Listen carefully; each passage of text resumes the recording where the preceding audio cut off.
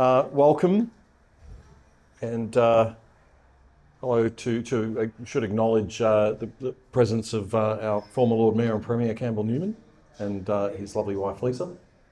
It's a very scary photo there, mate, I've got to say, though. Look like you're about to turn around and thump me in the head. The media and conservatives and the right-wing side of politics.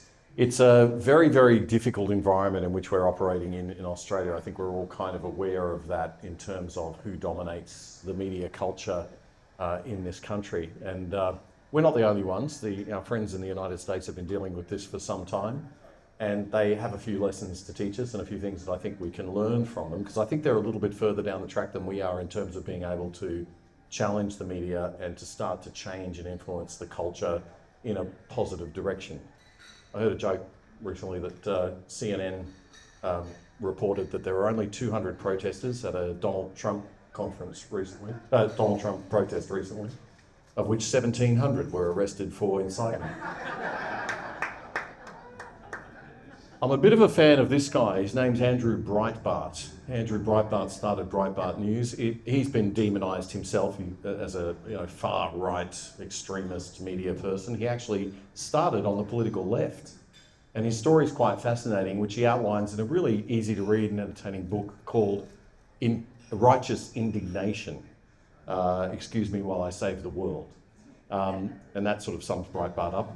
He's the man who influenced Steve Bannon the most, and of course in turn influenced the Donald Trump approach to managing and handling the media, which is a little bit different to what people in my public relations field do in Australia. We tend to tiptoe around the media, and that is a bit of a problem. But Andrew Breitbart's famous for this quote: "Politics is downstream of culture." And what that means is that when we're standing there as I learned in the federal election, handing out how to vote cards at the very last moment, it's pretty hard to change people's minds if we've already lost the culture war. So we've got to really start with the culture war and remember that the culture war is the thing that we're constantly fighting and that we're constantly trying to affect. So what is culture, and what kind of cultural change has Australia gone through since the 1960s? Well, firstly, we've seen an infiltration of the left into education, from primary through to tertiary and secondary education. And that's gotten progressively stronger and stronger and stronger, so that now it's generationally entrenched. When Jordan Peterson was interviewed by Neil Mitchell on 3AW a couple of years ago, Mitchell said, "Well, what are you worried about these university students for? They're just typical university students. They're going to grow out of it." And Jordan Peterson said, "I'm not worried about the university students. I'm worried about the professors." Right? Because we've reached that point where we've got that generational intrinsic infiltration of neo-Marxist identity politics oriented sort of thinking. And the same thing is occurring with our media, obviously. And our social media as well, which is what I'm going to focus mainly on tonight. But the other areas that we have to look at are the family unit, the kitchen table. The left are attacking the family unit in every way they can. We see social media and digital media breaking down the dinner time conversation. So a lot of families not taking the time to sit together around a table and engage and interact with each other. Everybody on their phones. We don't have that collective unity of sitting in front of the TV as a family unit either anymore and watching one source of information. We split it off into our own rooms with our own devices. And finally, religion is the other very important part of culture. We've seen the left diminish religion in general. We've seen obviously the falling attendance numbers at churches, at synagogues. We know how mosques have been politicised by bad actors, the temple, and spirituality has risen, or pop spirituality, new age spirituality, people turning away from the institutions of the church and saying, well, I'm not religious, but I have my own spiritual ideas. All of that sort of thing to break down those particular institutions that are so important and framed culture in Australia prior to the 1960s. So we've got to look at those levels. We're going to concentrate mainly on the media tonight. So I want to just, I tried to get that to appear, but it's all come up at once, so I apologise for there being too many words on that slide. But basically we're in a perfect storm of change in the media. And the first aspect of that is the fragmentation of mind share, which means that we no longer sit around that central 6 o'clock news and all watch it as a family. We don't read the same newspaper every day. We've all got different channels of information, and that's been broken up and fragmented. That's actually positive because it enables different voices to cut through, so that's a good thing. But unfortunately, it makes things harder for everybody because we've got to find a way to aggregate the media or get enough coverage to reach people. And then, of course, we have the siloing problem, right? So I can tweet all day long till I'm blue in the face, but I'm talking to an echo chamber if I can't get the ears of the other side of politics and try to influence people or to influence people who are in the centre. The second thing that's happened is the spiralling costs of media operation. And because of new media, there's just a whole lot more that media organisations have to spend on to fill up the 5 television channels they now have because of digital technology. And of course they fill it up with cheap rubbish, right? Because there isn't anything else. We don't see good quality drama being produced in Australia anymore because it's not commercially viable. So we're all watching this reality TV. Why? Because it's cheap. It's cheap to produce.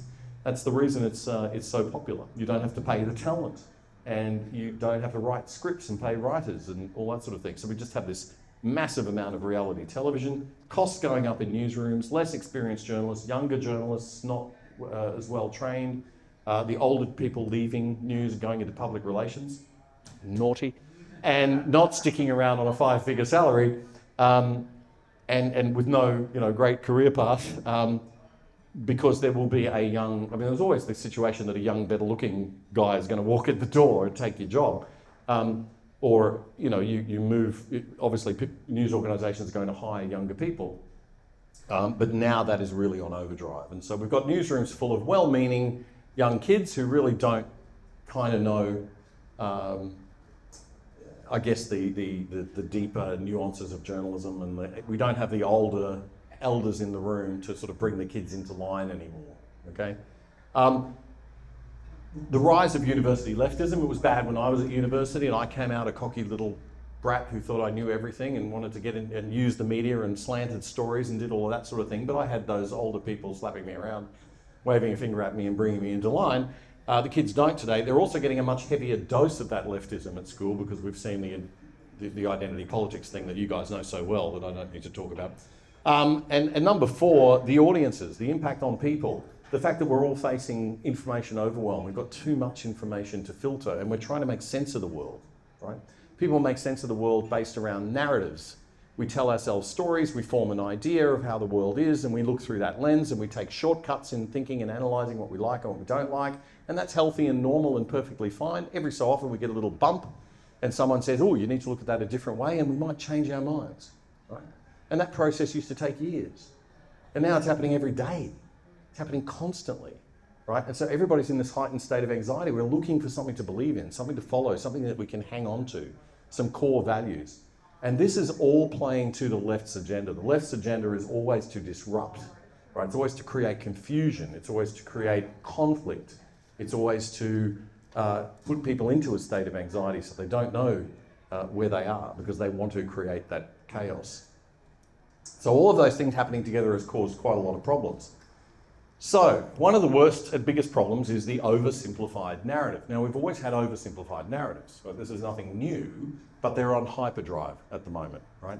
So because people don't have any time, it's the us versus them narrative amplified significantly, and there's not a lot of room for the grey areas.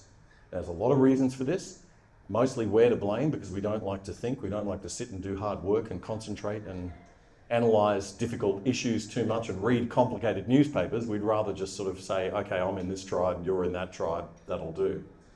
But the problem is that if you look at the different narratives, the us versus them narratives that are common in the media, you can analyse most stories through these. So there's always a good guy and a bad guy, right? There's always a hero and a villain. Because news comes from conflict, drama, excitement, right? And you get excitement from drama, excitement from conflict. You don't get it from peace, okay? And so the paradigm of the good guy and the bad guy, we see it in sport, right? We pay money to go and see artificial good guy, bad guy fights, right? So the hero and the villain, We love to watch that play out. We love to see our side win. The poor versus the rich. The oppressed versus the oppressor. That's the one the Marxists love, that one. Nature versus industry. Okay, so we see the Green Movement playing on that one very heavily. The victimizer versus villain. That's the core of identity politics, that one. The boss versus the worker. Okay, the unions and the left use that a lot. And foreign versus local, which is one that the right tends to use a little bit too. So having a look at all of those, and that's not an exhaustive list, there's plenty more where that came from, but it gives you an idea of, you can look at any news story and you can sort of see, okay, well, who is the good guy and who is the bad guy, right? What is the narrative here? And it's the narrative that we have got to own. It is the narrative that the left are so good at owning, right? They're brilliant at it, and they're brilliant at casting themselves on which side? The good guy. And we let them do it. And that's the main problem. We're letting them control and own the narrative. We're letting them set the frame. We're letting them tell us who the COVIDiots are. Protest organisers there, right? They didn't choose that picture by accident. Organisers of a mass Melbourne CBD anti-racism rally today have ignored pleas. Oh, sorry, this is those COVIDiots. Okay, so we have got the narrative right on this one. So this is the sort of thing that you can see how the media take that and they just cast the heroes and the villains, right? They work out who's who, and then they push a particular agenda. And in that particular case, I probably should have paid more attention reading that before. I assumed they were having another go at us, or the people on the right. Okay, so let's change it, right? Let's be optimistic. We can change this. We can start to own the narrative. Oh, sorry, we can start to change the game. Well, no, I don't think we can. Okay, I think that's a little too optimistic, like this elephant is being a little bit optimistic there.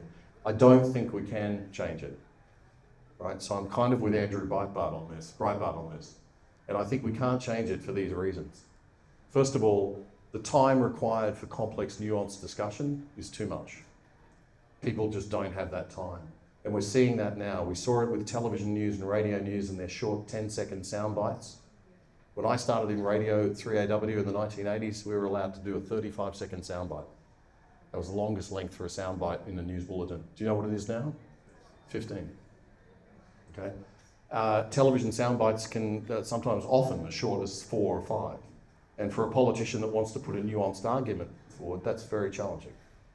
Okay, so the time required is too tight. We now got tweets that have to be, 280 characters. And Facebook talk about the 6-second rule. The 6-second rule being that if you don't grab people's attention in 6 seconds, you're in a lot of trouble. The second thing is discomfort. People don't like doing cognitive work. Cognitive dissonance is painful, right? When someone's challenging your values and your set of ideas and you've got to do the work to think through the argument, that's hard.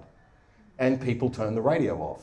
So if you want to be a successful news talk radio host, you've got to simplify every argument. So you can't escape that simple hero-villain thing, right? If you want to rate, if you want viewers, if you want listeners, if you want readers. The left actively drive the oversimplistic hero-villain narrative. So you're up against a force that's actually actively doing this deliberately and playing it up, because it feeds their, if you read Marxism, it's all about the dialectic. It's all about creating division between one side and another in order to bring society down, to cause disruption. And we have a left that is actively doing that, so you can't win. And then finally, democracy itself is a little bit of a problem. As Socrates warned us, most early democracies didn't permit universal suffrage because they were concerned about, the uneducated, the ill-informed, having too much say. And maybe that was wise. Maybe we should have chosen to go with a House of Lords rather than a Senate, who knows? But democracy itself, it does pose some problems, and that intellectual capacity that we require of the voter and the audience to be willing to kind of think around complex issues is also too much. And it's horrible, it sounds horrible, but every news director I ever worked for and every executive producer in any newsroom I was in would always talk about dumbing it down for the dummies, right? So my conclusion is that us versus them is here to stay. That we won't be able to change that. So if us versus them is here to stay, then the right must learn how best to play. So how should we play? Not like the Liberal Party, right? That's the West Australian Parliament. These two little blue squares here are the Liberal Party, okay? The rest is all red. Now this election came after the Queensland election, where our Liberal Party decided that they were going to be very cautious and they were going to do very careful. We're going to be careful. We're going to upset the other side. We've got to pander to the media. We've got to follow the media's narrative. We've got to put ourselves on the back foot and argue on their terms, on their narrative. We can't own the narrative. Well, that didn't work very well in Queensland, so they did it again in Western Australia. And then they did it again at the federal election. They did it in South Australia, and they're doing it now in Victoria. Will they ever learn? Obviously not. Hopefully we'll get a different outcome in Victoria, and we just need a little bit of luck, I think. Okay, so what do? Rule number one for handling the media: set the simple narratives on your terms. Okay, you frame the narrative and make sure you're cast as the hero, not the villain. You don't follow the narratives that your opponent sets when you are cast as the villain. Set positive narratives that inspire people, right? Set a vision, be positive. And neuroscience now teaches us, and all the experts in communications and neuroscience are telling us, that you've got to speak to the heart. One of the most famous professors in this area is a guy called Drew Weston from America, and his quote, he said, Martin Luther King had an I have a dream speech. He didn't have an I have a plan speech, right? If you don't inspire people, if you don't get that part of the brain working, the heart part of the brain working, right, the inspirational part, people are not going to listen to your 16-point plan. Rule number 3, deliver your positive narratives 80% of the time. Stay on message, okay? Tell your story. Don't buy into the arguments that are often the narrative set up by the opposition, right? So argue 20% or less of the time. Deliver your positive narratives 80% of the time. So debate briefly, counter strongly, and dismiss a lot. Rule number 4, don't pander to the media. I don't have time to tell you the story I'd like to tell you about this one, but if you come up and have a drink with me, I'll tell you all about it. My experience with the Liberal National Party on this. But the media's job is to report. Make them do their job. Only be friends with the media if they're fair to you, otherwise it's war. Correct all misinformation as fast as you can, call them out and fight back hard. And I'll just finish with a word about our national broadcaster. This is the biggest issue Conservatives and classical Liberals have in the media in Australia today. Make no mistake about it. The ABC has got to be reformed, or it's got to be defunded. We cannot win with an election with a billion-dollar beast that we are fighting. We've got one arm tied behind our back for every election. And it just can't happen. It should have been the first thing that ScoMo did. It should have been to reform the ABC immediately. That is the most critical, because you can't get your message out through this machine. The problem is the cultural bias that permeates all of their coverage. It's not the amount of airtime given to this political party or that political party, or look, we gave everyone equal airtime. No, it's the cultural bias that infects the organisation. It's an organisational cultural problem. You can't even get in the door. I can't even get a job there. Could never get a job there. So if you can't get someone with experience in the door, you've got a cultural, organisational close shop of groupthink, and that's our national broadcaster. They have a bias of omission. That's the main bias, right? It's not the bias of what they're saying. It's the bias of what they don't report. It's the bias of what they leave out. It's the bias of lack of challenge by journalists and presenters to challenge interviewers who are making assumptions. So we have this assumed narrative of the left-wing identity politics thing, right? And the reporters never say, but hang on a moment, before you just go on assuming that there are 72 genders, maybe we'd like to talk about whether there are 72 genders.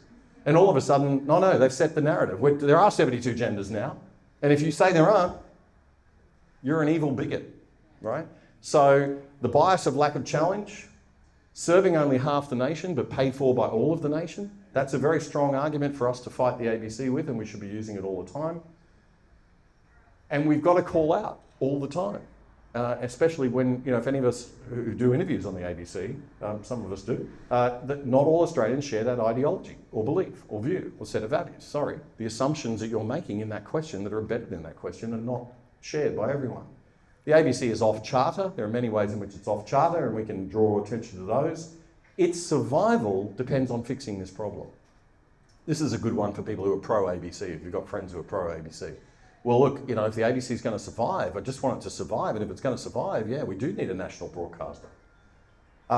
It's too big, it's too commercial, and it's competitive, and it shouldn't be. It shouldn't be playing the competitive game. Not all of it is needed in the internet age anymore. We need to revise the ABC for the internet age and just ask what we need. Do we need 17 different ethnic language music channels on digital radio from SBS?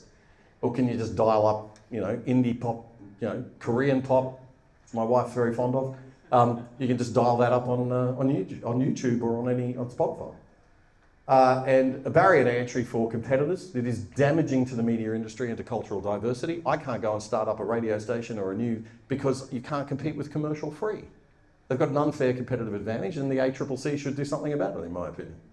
So we need to look at that and the question of what it is doing to our media industry as a business, but also what is it doing to talent development? You know, they talk about the ABC being this great promoter of talent. Is it? Or is it prohibiting talent rising because it can't compete? Is it a closed shop and club of selective talent, right? I think it's that. I think that, you know, it's not fair that they're selecting what talent. So they've got a lot of control, a lot of power, too much market clout. It really is a terribly unjustifiable organisation, in my view, for a healthy democracy or a healthy country. And I think we have to attack it on that basis. That has to be, remember what I said about getting to the root of the idea? So I'll just leave you with that thought. When we're arguing with the left, make sure you identify the social good, the underlying good intention. Don't argue up here in the periphery. Go down to the underlying. I care about the poor. That's why I support the free market. I care about our health services. That's why I want, you know, there to be no debt in Australia, because I want us to be able to afford our hospitals, right? You've got to get, that's what the left do very well. They make villains of the right by playing a narrative that we are somehow horrible people. And we have to take and seize that back, okay? So I'm over time. Sorry, Michelle. Naughty me. Thank you.